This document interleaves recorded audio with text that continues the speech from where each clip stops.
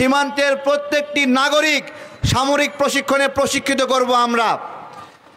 18 কোটি মানুষ সেনাবাহিনীর সদস্যে রূপান্তরিত হবে। চাঁপাইনবাবগঞ্জ সীমান্তে শিবগঞ্জ এলাকায় ভারতীয় বিএসএফ এখানে বোমা হামলা করেছে।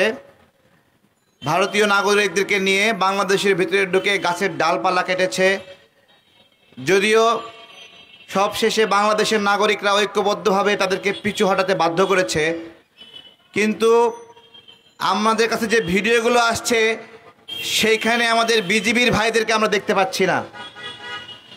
আমার বিজিবির ভাইয়েরা, আপনাদের দায়িত্ব কি? আপনাদের কাজ কি? আপনারা এইরকম আচরণ করলে আমাদের ভ্যাট ট্যাক্সের পয়সা আপনাদের বেতনের জন্য দিতে আমরা রাজি না। যদি বাংলাদেশের পক্ষ হয়ে প্রতিনিধিত্ব করতে পারেন, বাংলাদেশের পক্ষে কাজ করতে পারেন, সীমান্ত সুরক্ষিত রাখতে পারেন, আমাদের নাগরিককে সুরক্ষিত রাখতে পারেন, আমরা তাহলে আপনাদের বেতনের টাকা আমরা দেব। কিন্তু যদি না রাখতে পারেন, আপনারা কোন গাধা আপনাদেরকে আমরা বসে বসে খাওয়াবো? এই যে মাথার উপরে ভ্যাট ট্যাক্স বৃদ্ধির প্রতিবাদ করছি, সরকার ভ্যাট ট্যাক্স বাড়াবে, শুল্ক বাড়াবে। আমাদের প্রশ্ন, সরকার কোন কোন সেবা বৃদ্ধি করে আমাদেরকে এই ভ্যাট ট্যাক্স বাড়ায় দিচ্ছে? সরকার আমাদেরকে কি এক্সট্রা দিতে চায় যে এগুলো বাড়াচ্ছে? কেন 7.5%-এর ভ্যাট 15% হচ্ছে, 15%-এর ভ্যাট 20% হচ্ছে, 10%-এর ভ্যাট 20% হচ্ছে?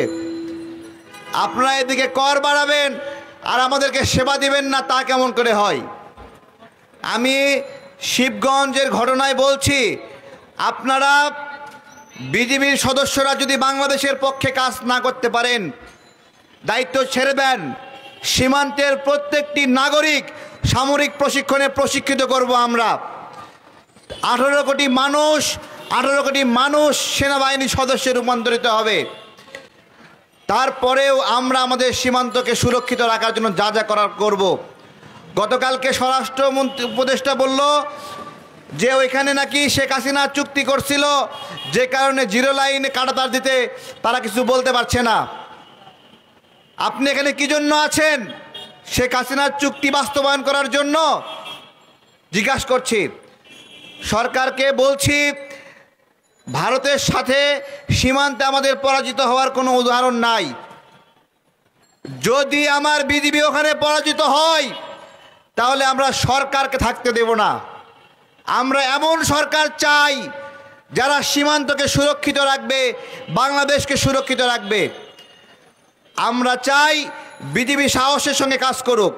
আরও বেশি ভালো হয় এই বিজিবি নামের বিলাই নামটা পরিবর্তন করে বিডিআর দিয়ে দিলে, কারণ এই বিজিবি তার যথাযথ দেশপ্রেমের প্রমাণ দিতে পারছে না, সারাক্ষণ বিলাই হয়ে থাকে। আমাদের কোনো বিলাই প্রয়োজন নাই। কষ্টের টাকা দিয়ে আপনাদের বেতন দিব, বিলাইয়ের মতো মিউ মিউ করবেন, ওই ম্যাও কওয়া বিলাই আমার প্রয়োজন নাই। এই বিলাই সীমান্তে পারে না, বাংলাদেশের ভিতরে ঢুকে বলে ম্যাও। আমার বিলাইরে আমি খাওয়াই, আমি পড়াই, ভিতরে ঢুকে আমারে কয় ম্যাও। এই ম্যাও কওয়া বিলাই আমরা চাই না। আমরা চাই বিজিবি সীমান্তে থাকবে, তারা সাহসের সঙ্গে ভূমিকা পালন করবে। সরকারকে আমাদের এই অবস্থান কর্মসূচি থেকে শিবগঞ্জ চাঁপাইনবাবগঞ্জ সীমান্তে দ্রুত নিরাপদ ব্যবস্থা নেওয়ার জন্য, প্রতিরোধমূলক ব্যবস্থা নেওয়ার জন্য অনুরোধ করছি। আমাদের ভাইয়েরা সেখানে আপনাদেরকে সহযোগিতা করবে, তারা মাঠে আছে।